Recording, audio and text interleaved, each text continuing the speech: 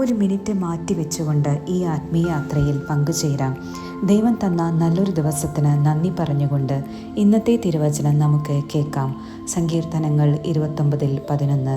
കർത്താവ് തൻ്റെ ജനത്തിന് ശക്തി പ്രദാനം ചെയ്യട്ടെ.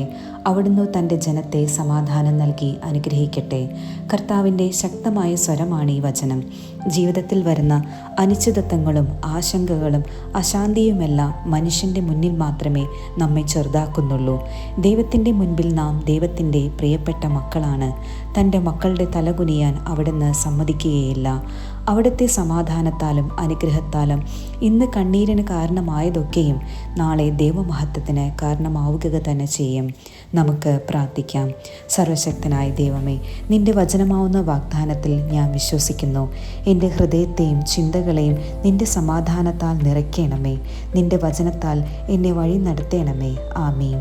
വചനം ചൊല്ലി നിയോഗങ്ങൾ സമർപ്പിച്ച് പ്രാർത്ഥിക്കുക. അനുദിന വചനങ്ങൾക്കായി ഈ ചാനൽ സബ്സ്ക്രൈബ് ചെയ്യുക.